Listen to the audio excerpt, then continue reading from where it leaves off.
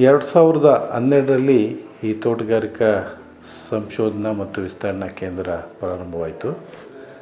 ಇದಕ್ಕಿಂತ ಮುಂಚೆ ಆಲೂಗೆಡ್ಡೆ ಸಂಶೋಧನಾ ಕೇಂದ್ರ ಇರಲಿಲ್ವಾ ಅಥವಾ ಈ ಒಂದು ASRP ಸೆಂಟ್ರ್ ಇರಲಿಲ್ವಾ ಅಂದರೆ all India coordinated research project on ASRP ಅಂಥೇಳಿ ಇದು ಕೃಷಿ ವಿಶ್ವವಿದ್ಯಾಲಯ ಬೆಂಗಳೂರಿನಲ್ಲಿ ಆ ವಿಶ್ವವಿದ್ಯಾಲಯದ ಅಡಿಲಿತ್ತು.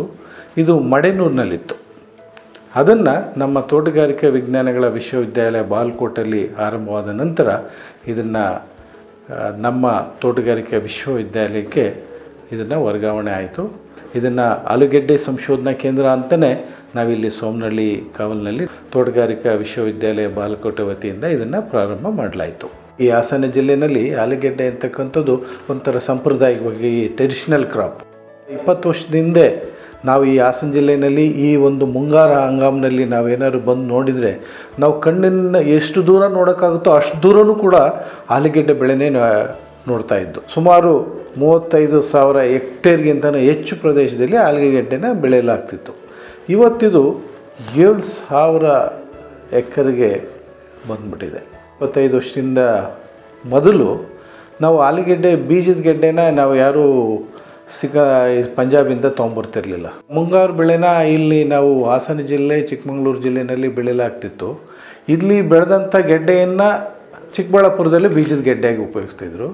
ಅಲ್ಲಿ ಹಿಂಗಾರಿನಲ್ಲಿ ಬೆಳೀತಿದ್ರು.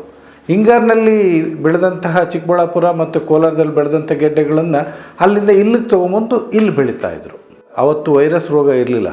ಇವತ್ತು ನಾವು ಸುಮಾರಷ್ಟು ವೈರಸ್ ರೋಗವನ್ನು ನಾವು ಇದರ ರೋಗಗಳನ್ನು ಈ ಆಲೂಗೆಡ್ಡೆನಲ್ಲಿ ನೋಡ್ತಾ ಇದ್ದೀವಿ. ವೆಕ್ಟರ್ಸ್, ಈ ಕೀಟಗಳಿಂದ ಇದು ಹರಡುತ್ತೆ.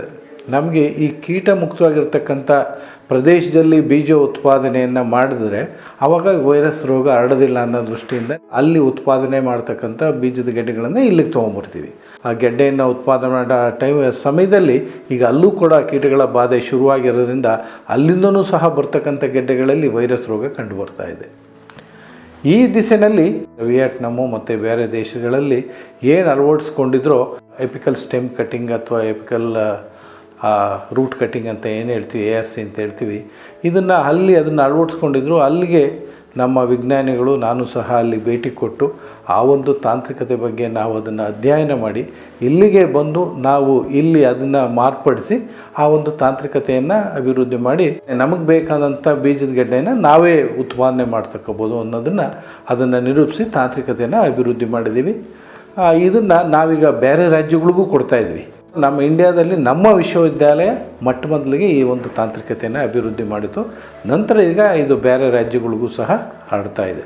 ಇದು ನಮ್ಮ ಸಂಶೋಧನಾ ಕೇಂದ್ರದ, ನಮ್ಮ ವಿಶ್ವವಿದ್ಯಾಲಯದ ಹಿರಿಮೆ ಅಂಥೇಳಿ ನಾವು ಹೇಳ್ಬೋದು. ಇದ್ರ ಜೊತೆಗೆ CPRI ಕೇಂದ್ರೀಯ ಆಲೂಗೆಡ್ಡೆ ಸಂಶೋಧನಾ ಕೇಂದ್ರದಿಂದ ಏನು ಹೊಸ ತಳಿಗಳು ಅಭಿವೃದ್ಧಿ ಆಗ್ತವೆ, ಈ ಒಂದು ಭಾಗಕ್ಕೆ ಏನು ತಳಿಗಳು ಬೇಕಾಗಿದ್ದಾವೆ, ಹೀಟ್ ಟಾಲರೆಂಟ್ ವೆರೈಟೀಸ್ ಬೇಕು, ಲೇಟ್ ಬ್ಲೇಡ್ ಟಾಲರೆಂಟ್ ವೆರೈಟೀಸ್ ಬೇಕು.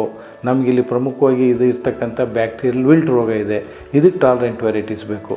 ನಾವು ಕೂಡ ಅವರ ಜೊತೆ ಭಾಗಿಯಾಗಿ ಅಭಿವೃದ್ಧಿ ಮಾಡಿದಂಥ ತಳಿಗಳನ್ನು ಇಲ್ಲಿ ನಾವು ನಮ್ಮ ಸಂಶೋಧನಾ ಕೇಂದ್ರದಲ್ಲಿ ಅವನ್ನು ಎವ್ಯಾಲ್ಯೂಟ್ ಮಾಡಿ ನಂತರ ರೈತರ ಜಮೀನಿನಲ್ಲಿ ಅದನ್ನು ಟೆಸ್ಟ್ ಮಾಡಿ ನಂತರ ಬಿಡುಗಡೆ ಮಾಡ್ತಾಯಿದ್ದೀವಿ. ಈ ನಿಟ್ಟಿನಲ್ಲಿ ಸಾಕಷ್ಟು ತಳಿಗಳಿಗಾಗಲೇ ಅಭಿವೃದ್ಧಿ ಆಗಿದ್ದಾವೆ. ಈಗ ರೈತರ ಜಮೀನಿನಲ್ಲಿ ಇದ್ದಾವೆ. ಈಗ ಉದಾಹರಣೆಗೆ ಈಗ ಕುಫ್ರಿ ಹಿಮಾಲಿನಿ 30% ಏರಿಯಾ ಈಗಾಗಲೇ ಹಿಮಾಲಿನಿ ಆಕ್ಯುಪೈ ಮಾಡ್ಕೊಂಡಿದೆ. ಕುಫ್ರಿ ಕರಣ್ ಅಂತ ಹೇಳ್ಬಿಟ್ಟು ತುಂಬ ಚೆನ್ನಾಗಿ ಬರ್ತಾ ಇದೆ.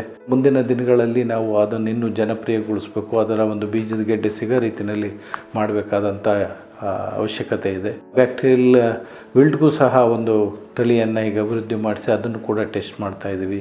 ಪ್ರಮುಖವಾಗಿ ಈಗ ಸಂಸ್ಕರಣೆಗೆ, ಪ್ರೋಸೆಸಿಂಗಿಗೆ ಸೂಕ್ತವಾದಂಥ ತಳಿಗಳನ್ನು ಅಭಿವೃದ್ಧಿ ಮಾಡಿ ಅವನ್ನು ಕೂಡ ನಾವು ಟೆಸ್ಟ್ ಮಾಡ್ತಾಯಿದ್ದೀವಿ.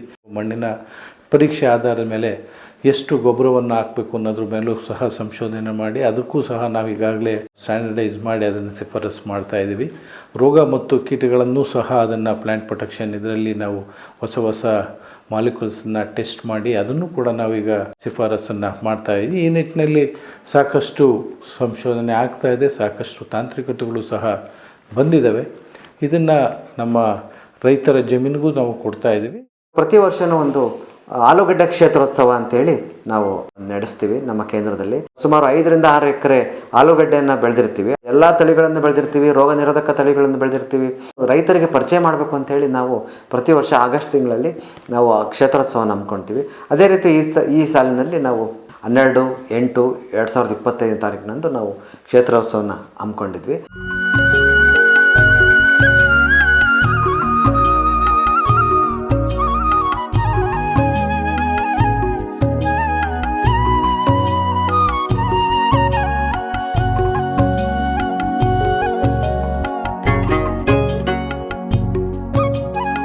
ಒಂದು 20 ವರ್ಷ ಅಥವಾ 25 ವರ್ಷದಿಂದ ಹಿಂದಕ್ಕೆ ಹೋದ್ರೆ ಎಷ್ಟು ವಿಸ್ತೀರ್ಣದಲ್ಲಿ ಇಲ್ಲಿ ಆಲೂಗಡ್ಡೆ ಇತ್ತು ಹಾಸನ ಜಿಲ್ಲೆನಲ್ಲಿ.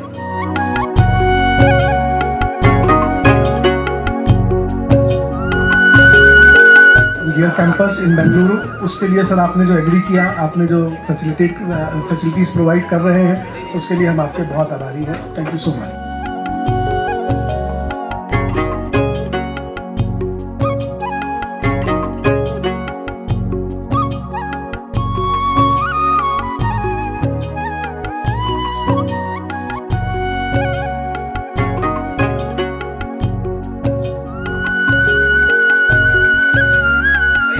ಪಂಚಸೂತ್ರಗಳನ್ನ ನೀವು ಕಡ್ಡಾಯವಾಗಿ ಪಾಲನೆ ಮಾಡಿದ್ದೆ ಆದರೆ ಖಂಡಿತವಾಗಿ ನಾನು ಹೇಳ್ತಾ ಇದ್ದೀನಿ, ನಿಮಗೆ ಆದಾಯ ಜಾಸ್ತಿ ಆಗುತ್ತೆ, ಖರ್ಚು ಕಡಿಮೆ ಆಗುತ್ತೆ, ನಿಮ್ಮ ಶ್ರಮ ಕಡಿಮೆ ಆಗುತ್ತೆ, ನಿಮ್ಮ ಸಮಸ್ಯೆಗಳು ಕಡಿಮೆ ಆಗುತ್ತೆ. ಮೊಟ್ಟ ಮೊದಲಿಗೆ ನಾವು ನಮ್ಮ ಈ ಭೂತಾಯಿಗೆ ಶಕ್ತಿಯನ್ನು ಕೊಡಬೇಕು, ಅದು ಆರೋಗ್ಯ ಸುಧಾರಣೆ ಮಾಡಬೇಕು.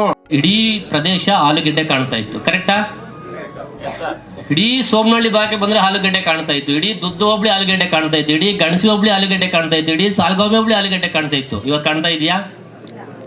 ಇವತ್ತು ನಾವೇಗೆ ಇಲ್ಲಿ ಫೀಲ್ಡನ್ನ ಆಲೂಗೆಡ್ಡೆನ ಹುಡುಕಿ ಮಾಡ್ತಾ ಇದ್ದೀವೋ, ಅಲ್ಲೂ ನಾವು ಆಲೂಗೆಡ್ಡೆಯನ್ನ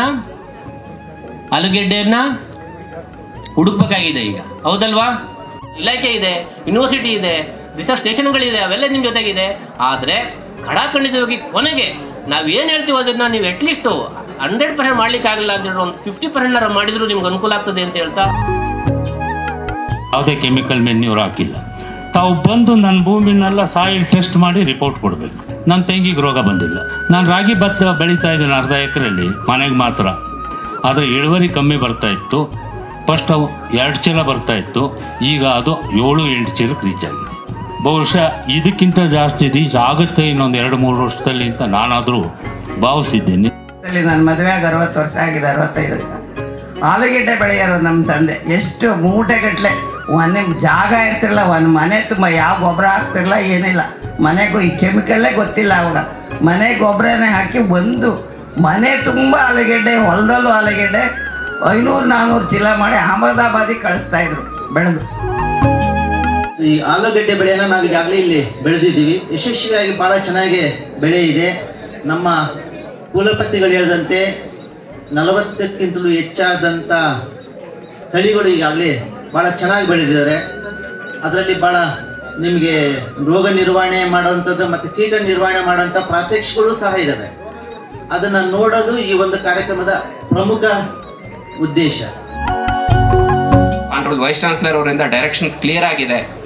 ಎಲ್ಲಿ ಯಾವಾಗ ಪ್ರಾಬ್ಲಮ್ಗಳು ಉಲ್ಬಣ ಆಗ್ತಾವೋ ಈ ಹವಾಮಾನ ವೈಪರೀತ್ಯದಿಂದ, ಆ ಸಮಯದಲ್ಲಿ ನಾವು ಅಲ್ಲಿಗೆ ರೀಚ್ ಆಗಲೇಬೇಕು. ರೀಚ್ ಆಗಿ ಅವ್ರಿಗೆ ಬೇಕಾದಂತಹ SOPಗಳನ್ನ ಕೊಡಬೇಕು ಅಂತ, ಅದರ ಕಡೆ ನಾವೀಗ ತುಂಬಾ ಗಮನ ಹರಿಸ್ತಾ ಇದ್ದೀವಿ. ನಮ್ಮ ವಿಸ್ತರಣಾ ನಿರ್ದೇಶಕರು ಅದ್ರ ಬಗ್ಗೆ ತುಂಬಾನೇ ಮುತುವರ್ಜಿ ವಹಿಸಿ ಒಂದು ಕಾರ್ಯಕ್ರಮವನ್ನ ಮಾಡ್ತಾ ಇದ್ದಾರೆ.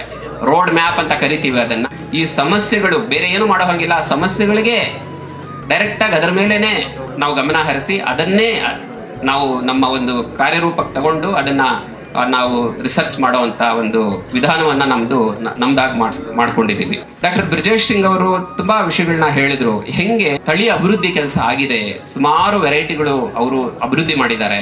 ಅದೇ ತರ ನಮ್ಮ ಯೂನಿವರ್ಸಿಟಿಯಲ್ಲಿ ಕೂಡ ಆ ವೆರೈಟಿಗಳು, ಆ ತಳಿಗಳು ಈ ಭಾಗಕ್ಕೆ ಸೂಕ್ತನೋ ಅಲ್ವೋ ಅನ್ನೋದನ್ನ ನಾವು ಪರೀಕ್ಷೆ ಮಾಡಬೇಕಾಗುತ್ತೆ. ಆ ಪರೀಕ್ಷೆ ತುಂಬಾ ಚೆನ್ನಾಗಿ ನಡೆಯುತ್ತೆ, ತುಂಬಾ ಚೆನ್ನಾಗಾಗುತ್ತೆ. ಅದರ ಭಾಗವಾಗಿನೇ ಇವತ್ತು ನೀವು ನೋಡ್ತೀರಾ ಸುಮಾರು 46-49 ತಳಿಗಳನ್ನ ಅಲ್ಲಿ ಕ್ಷೇತ್ರದಲ್ಲಿ ಹಾಕಿ ಅದನ್ನು ಬೆಳೆಸಿದೀವಿ.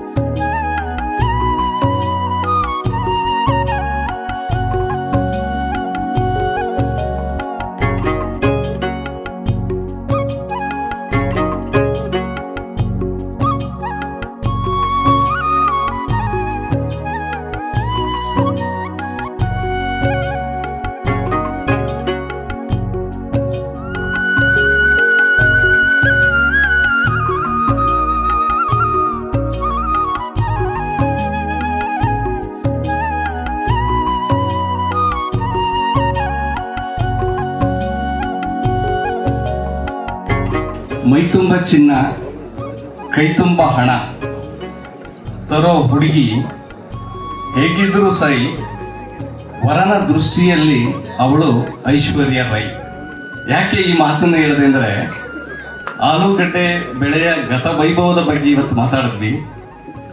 35,000 ಹೆಕ್ಟೇರ್ ಪ್ರದೇಶ ಇದ್ದಂತಹ ಆಲೂಗಡ್ಡೆ ಬೆಳೆ 3,500 ಹೆಕ್ಟೇರ್ಗೆ ಯಾಕೆ ಇಳಿತು ಅಂತಂದರೆ, ಯಾವ ಬೆಳೆ ಹಣ ಕೊಡುತ್ತೆ ಅದನ್ನ ರೈತರು ಹಿಡ್ಕೊಂಡು, ಇದು ಆಲೂಗಡ್ಡೆ ಬೆಳೆಯಲ್ಲಿ ಬರೋ ಅಂತಹ ಬೆಲೆ ಹಣ ಕಡಿಮೆ ಆಯಿತು. ಭಾಳಷ್ಟು ಕಾರಣಗಳಿದೆ. ಆದರೆ ಈ ಶುಂಠಿಗೆ ಹೋದ್ರು ಅಥವಾ ಮೇಜಿಗೆ ಹೋದ್ರು, ಈ ಮೆಕ್ಕೆಜೋಳಕ್ಕೆ, ಸೊ ಈ ಒಂದು ಕಾರಣಕ್ಕೆ ಒಂದು ಆಲೂಗಡ್ಡೆ ಬೆಳೆ ಈ ಪ್ರದೇಶದಲ್ಲಿ ಕುಸಿತ ಬಂದಿದೆ.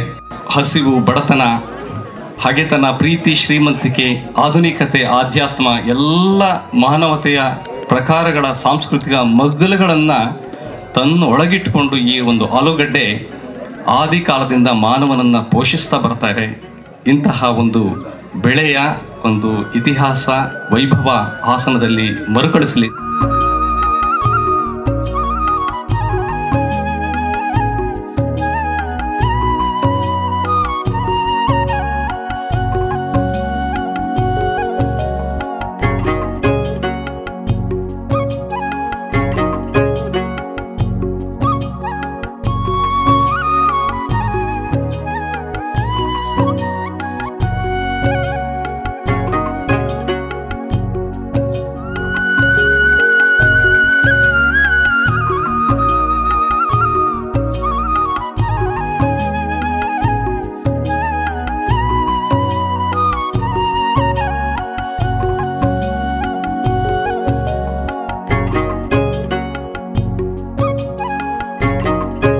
Potato Field Day, almost 300 farmers have participated.